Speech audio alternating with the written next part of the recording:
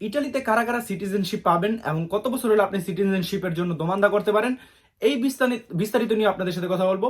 তো hello viewers, আসসালামু আলাইকুম, আমি মারুফ, আপনারা দেখতেছেন মারুফ ভাই ব্লগ চ্যানেলটি। সো ভিউয়ার্স, ভিডিওতে যারা যারা নতুন অবশ্যই এই চ্যানেলটি সাবস্ক্রাইব করবেন এবং চ্যানেলটি যারা যারা অলরেডি সাবস্ক্রাইব করছেন তাদের সবাইকে অনেক অনেক ধন্যবাদ।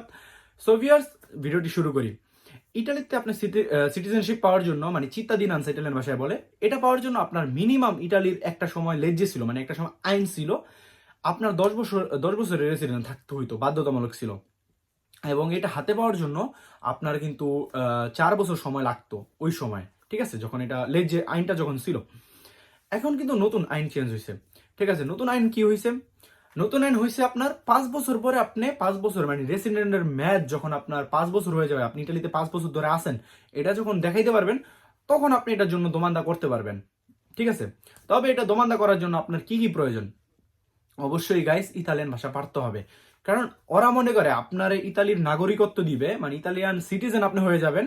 তবে আপনি যদি ওদের দেশের ভাষাই না পারেন তাহলে আপনি কিসের নাগরিক ইতালির, এটা ওরা মনে করে, ঠিক আছে। এবং অনেকেই ইটালিয়ান সিটিজেনশিপ পাইছেন, এমন না যে পান না, অনেক বাঙালি পাইছেন, অন্য দেশে পাইছেন, কিন্তু ইতালিয়ান ভাষা ভালো করে পারেন না। তো এই জন্য ওরা নতুন আইন করছে যে যারা যারা ইতালিয়ান ভাষা পারে তার প্রুফ দেখাইতে পারবে, তাদেরকে ওরা সিটিজেনশিপ দিবে, ঠিক আছে। তো আপনি এটা কত বছর পর পাবেন এটা জমা দেওয়ার, ঠিক আছে। জমা দেওয়ার এখন যে আইন করছে, আপনি যদি সবকিছু ওকে থাকে, সবকিছু ঠিক থাকে, আপনি ইটালির আইন কানুন মেনে চলছেন, কোনো ভায়োলেশন করেন নাই, তাহলে আপনি 2 বছরের মধ্যে পেয়ে যাবেন, ঠিক আছে, সবকিছু যদি ঠিক থাকে। আর যদি সবকিছু ঠিক না থাকে তাহলে আপনার নতুন করে দোমান্দা করতে হবে, এটা আপনার ক্যান্সেল হয়ে যাবে। তারপর আপনার বাসায় চিঠি আসবে, তারপর আপনি আবার এটার জন্য দোমান্দা করতে পারবেন। তারপর যদি ভাগ্যে থাকে আপনি নাগরিক হবেন ইটালির। কারণ আপনারা যারা ইটালিতে পুরান আছে আপনারা জানেন, ইটালিতে যদি আপনি কারোর সাথে একটা মানে ঝগড়া করেন, মারামারি করেন, আপনার নামে কেস আছে থানায়, তাহলে কিন্তু আপনি ওটার জন্য সিটিজেনশিপ পাবেন না, আপনার বাতিল হয়ে যাবে। নেক্সট এটার জন্য আপনার দোমান্দা করতে হবে। এটা আপনার দোমান্দা করতে হলে আপনার প্রেফেক্টুরো দিয়ে করতে পারেন, আপনি কমিউনিতে করতে পারেন, ঠিক আছে। এবং এটা দোমান্দা করার জন্য আপনার কি কি লাগবে? এটা লাগবে আপনার হলো গিয়া ইটালির কুদ। আপনি কুদ মানে কি? কুদ মানে হলো রেদিতো।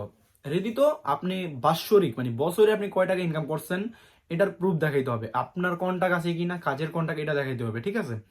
আপনার বুস্তাবাকা 12টা লাগবে, 12 মাসের 12টা, এগুলা থাকতে হবে। কুদ আপনার 12, মানে 1 বছরের জাস্ট বাৎসরিকটা দেখাইলে হবে, ঠিক আছে।